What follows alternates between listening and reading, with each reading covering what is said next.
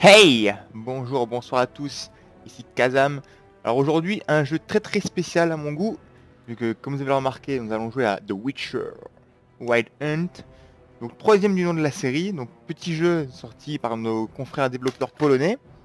Alors c'est une franchise que j'avais découvert très tardivement, c'est à partir du deuxième que j'ai commencé à y jouer, par les conseils d'un très grand ami qui est super fan de ce style de jeu.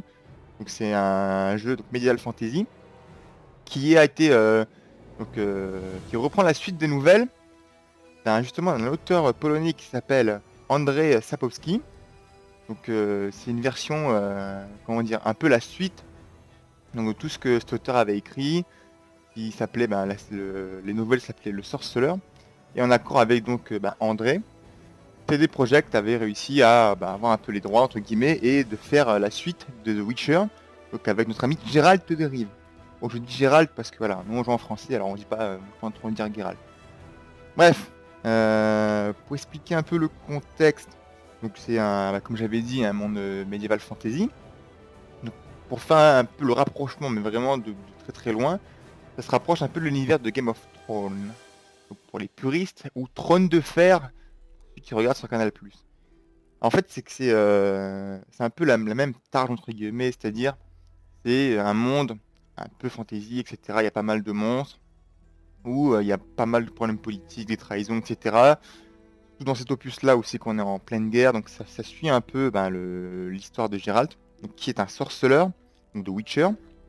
Et on va dire que dans ce monde-là, c'est un peu des, comme des super-héros, mais un peu des renégats, donc c'est un peu des super chasseurs qui ont été, depuis leur enfance, subi des mutations. Et je trouve ça très intéressant en fait comme histoire, vu que dans le monde médiéval, etc., on voit très peu de ce genre d'histoire de génétique. Et moi, je trouvais que c'était un concept assez original. Bon, après, ça reste la même chose. Toujours, voilà, médiévaux, en armure, on se défoule sur des monstres, des machins. Et ce qui m'a fait beaucoup rire aussi, c'était que le concept des sorceleurs, c'est que ils ont une très grosse contrepartie, c'est qu'ils ne peuvent pas se reproduire. Donc, c'est des chasseurs donc, qui n'auront pas de descendants, ils sont stériles, et je trouve ça assez marrant. Donc, bah voilà, sur l'écran, vous voyez un peu le héros, le bonhomme de l'histoire, le- le patron, c'est Geralt. Donc, qui est là pour mater un peu des monstres et bouter un peu ces enfoirés qui sont ici. Après, ce qui est très marrant dans le jeu, c'est on est souvent dans les occasions aussi qu'il y a des conflits, etc. Nous, on est un peu le côté neutre. On est là, soit on peut très bien aider un village ou une armée, etc. Ou alors on peut s'en foutre complètement, être un gros trou du cul, et accepter que les requêtes et les quêtes pour avoir un peu de thunes. Et franchement, c'est super bien développé, vu que l'histoire déjà, elle m'a foutu une claque depuis que j'y ai joué. Et c'est quelque chose que je vous conseille grandement.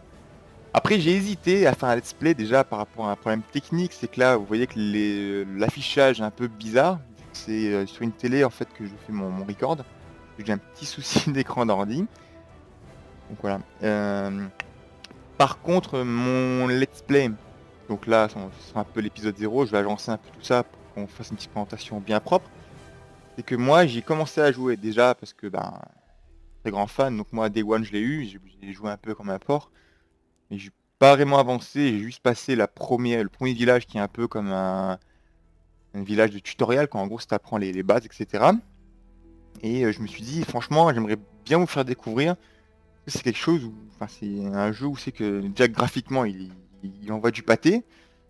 Puis surtout que c'est quelque chose qui est assez riche. En fait, c'est franchement, on va dire qu'il est comparable à un Elder Scroll maintenant, vu qu'au début c'était quelque chose d'assez linéaire, c'était pas vraiment un monde ouvert comme le 3.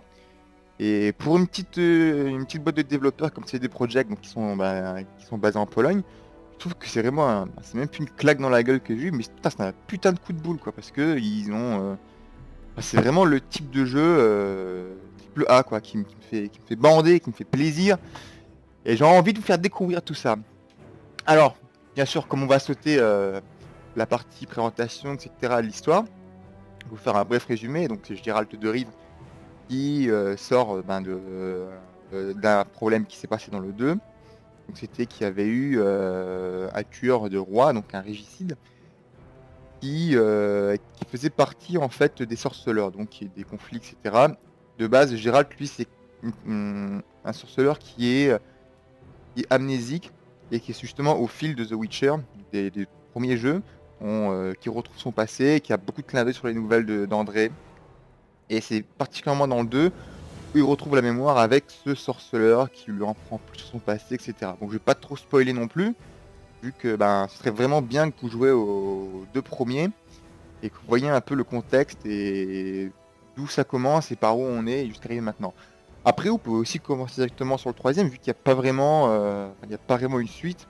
C'est qu'on on peut se lancer à corps perdu dans le 3 sans avoir jamais touché à la franchise de The Witcher. Et donc là, juste pour faire un petit topo, c'est que Geralt, il est à la poursuite donc d'une des magiciennes, qui s'appelle Yennefer, et qui, elle-même est à la recherche de sa fille adoptive qui s'appelle Ciri. Que Ciri, c'est de base une, une sorceleuse qui était sous la formation donc, de Geralt. Puis après, avec certains événements, elle a disparu. Enfin, vous verrez un peu, c'est un peu compliqué pour expliquer, parce que c'est une disparition assez ambiguë. Et donc bah, le 3, on l'a tous vu dans le trailer, c'est qu'ils disent, bah voilà, elle est revenue. Donc elle est reviendue. Et avec bah, un gros problème, c'est que, bah, dans le trailer on voit aussi, donc là je n'ai rien à spoiler, c'est qu'elle est poursuivie par la chasse sauvage. Donc un petit mot aussi sur la chasse sauvage. Putain, c'est super dur ça. On va dire la traque sauvage. On a les deux, on peut le dire de manière différente. C'est que c'est un peu un groupe, bah, comme les Nazgûl dans Seigneur des Anneaux, mais c'est vraiment des mecs badass. Donc c'est une armée squelettique.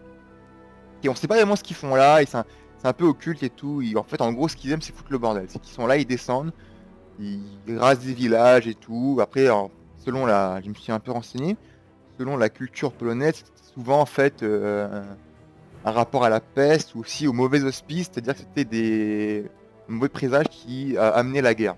Donc justement, la traque sauvage, on peut supposer que la traque sauvage est revenue d'une part parce que Ciri, bah, elle s'est fait repérer parce qu'elle a été pourchassée depuis que, en fait, que Geralt s'est fait attaquer et devenir amnésique. C'est par rapport à ça. Et aussi parce qu'il y a les prémices de la guerre, donc là on se met en plein dedans. Et donc comme c'est un bon gros bordel dans, bah, je sais plus, dans la Terre du Million, on va dire. Ouais, c'est un peu, voilà, c'est toujours un peu le même concept. Et voilà, Gérald, donc, il a sa quête principale, c'est de retrouver Yennefer. Et je sais plus où je m'étais arrêté, mais je vais quand même charger une partie pour qu'on fasse un peu le tuto, en fait, pour qu'on voit un peu les bases de comment on se bat, etc. Voilà. Et je vais peut-être prendre le passage avant que je quitte le village, comme ça on va faire un petit combat tranquillou. Puis après, Dans sa quête de ah, Yennefer, ami et amour d'antan, Geralt arriva au village de Blanchefleur. La magicienne semblait toute proche, mais demeurait pourtant introuvable.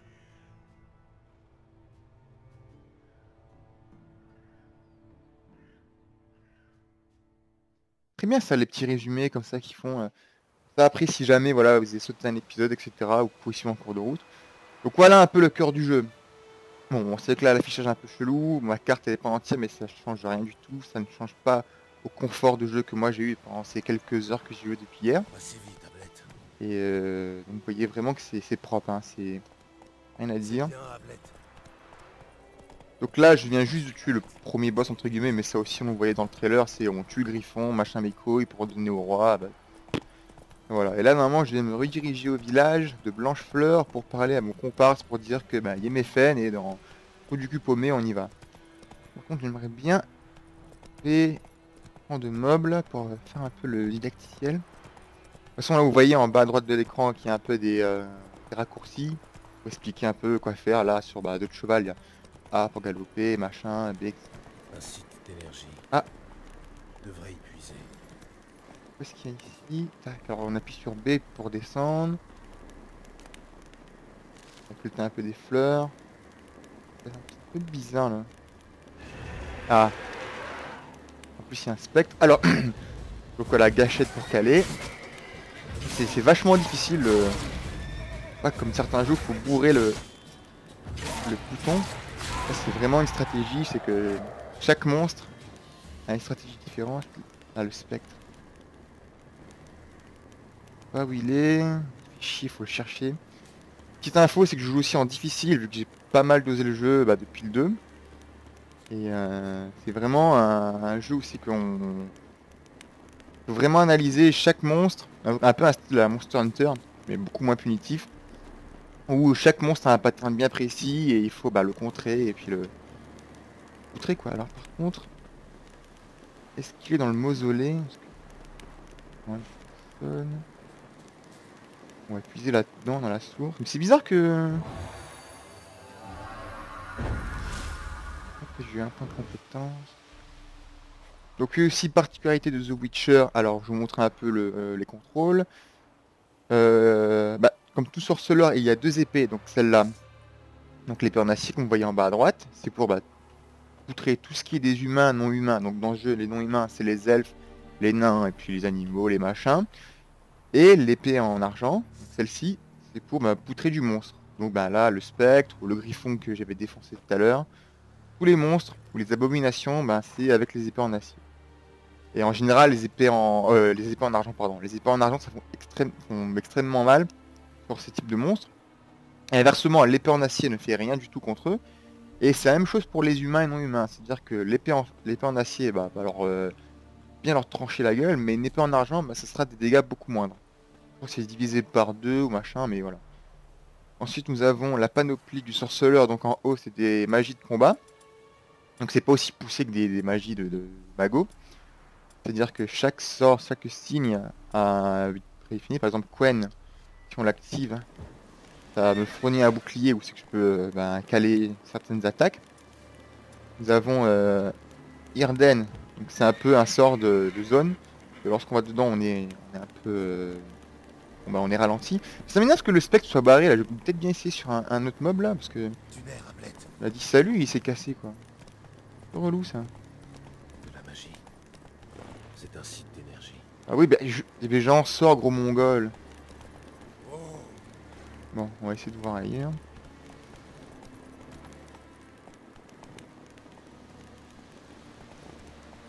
Peut-être que le spectre dans les parages. Bizarre que... Enfin, je sais pas, peut-être un bug ou je sais pas quoi, mais c'est la première fois que je vois un mob comme ça qui se casse. Peut-être qu'il y a ici, il n'y a rien. Peut-être s'il y a une trappe secrète, etc. Mais... j'en sais rien du tout. Enfin, ça fait chier que je suis un peu loin, parce que si j'avais été un peu au proche de la mer, j'aurais pu choper d'autres monstres qui étaient plus faciles à poutrer, c'était des noyeurs. Peut-être si je... essayer de réactiver. Non écoute, fuck it, hein, alors on va prendre la blette, on va se casser d'ici, tant pis. Tant pis, je voulais poutrer du spectre, en plus j'ai besoin de prendre les composants, parce que là-dedans aussi c'est super important, c'est que il y a du bâchage de mobs, mais c'est vachement important pour créer des potions, des enduits, ou faire du stuff aussi, c'est super complet, c'est pour ça que ça m'a rappelé un peu Monster Hunter. C'est quoi ça? C'est une vie de merde. Un livre gardien, parce que le mec il parle en mode simlish. Ah voilà, ça je pense que c'est des loups. Et on va sortir... Descendre. What the fuck? Ah j'ai plus cher là. Et hop, l'esquive, ça c'est pour la parade. Alors je vais vous montrer aussi... Merde, là je suis trop tôt. Je fais aussi des autres sorts. Alors Quen. Voilà, ça fait un style d'armure. Nous avons Igni. Donc c'est la flamme. Ah, voilà. Par contre je vais prendre la saucisse comme une petite viande. Prendre... Alors il y a c'est la hard, c'est un style Fusroda. Par contre il est bugué là. On va faire une attaque en puissance.